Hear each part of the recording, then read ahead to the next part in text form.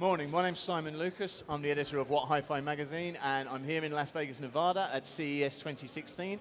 And I'm joined on the international news stage by Dominic Baker, the technical director of Cambridge Audio, a venerable and highly regarded British hi-fi brand. And Dominic's here to tell me a bit about Cambridge and about what's happening at the show. Hi, Simon. So Cambridge Audio is based in the vibrant centre of London. We're surrounded by literally hundreds of the best live music venues in the world. We have a very big engineering team, around 30 engineers, the vast majority of which play musical instruments, to such an extent that we actually have a company band. You have a company band? Yes. What's your company band called? Dynamic Range, of course. What a meeting that must have been. Two.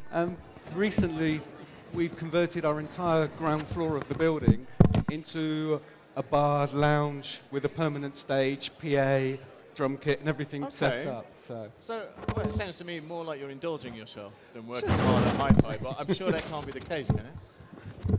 We're hard workers and hard players at the same time. So.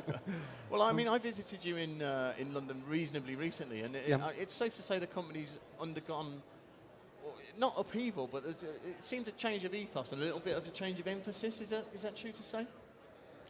Yes, that's relatively true to say. I think what we've been doing over the last few years is coming much more to term with who we are and what our brand identity is and what's important to us. Okay. And it's music.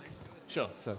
Oh, well, that's a brilliant place to start, isn't it? And and it's that kind of thing that informs the product range at the moment.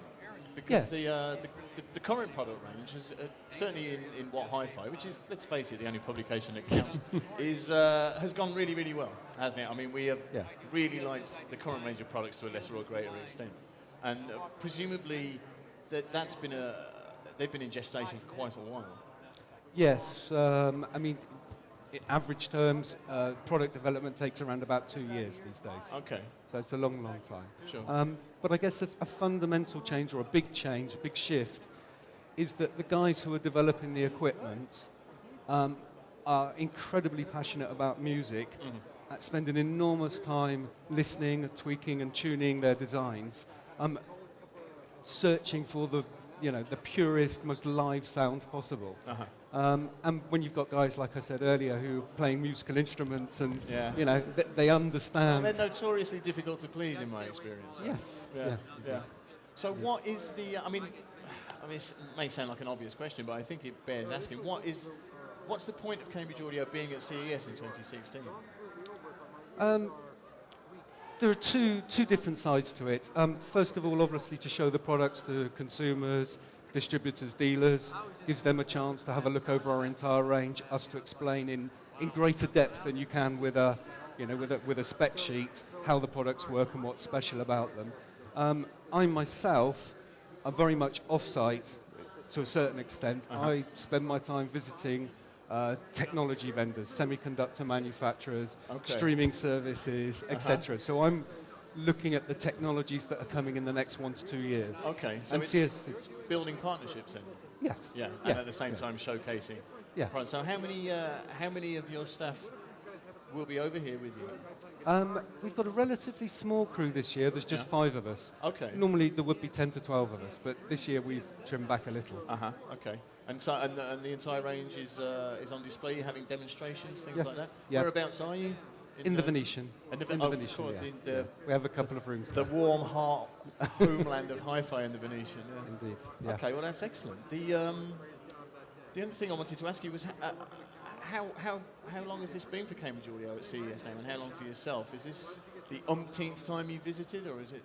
For Cambridge Audio, 20 years at least. Right, yeah. And for myself personally, I was trying to work this out last night, I think this is my 22nd really? CES. Oh, you're looking well on it. That's, that's not bad going. This is my 8th, and I feel like I'm a bit frayed around the edges. So, aside from meeting semiconductor manufacturers and being on your stand and what have you, what else do you intend to do around CES and around Vegas in general? I mean, I have a very, very busy schedule with all of the technology partners. I bet. So outside of CES, My main intention would be to eat and sleep. Nice lie down. Yeah. Yeah. No, that sounds about right. Yeah. Maybe towards the end of the week. Yeah. Fit something in. Okay, well, brilliant. Listen, thanks ever so much for your time. I really appreciate you coming to talk to us, and I Pleasure. hope that you've enjoyed the chance of explaining a little bit about Cambridge Audio to the viewing millions. Stick with us at whathifi.com. We'll be back every half an hour with someone almost as interesting as Dominic telling us about what they're up to at CES 2016.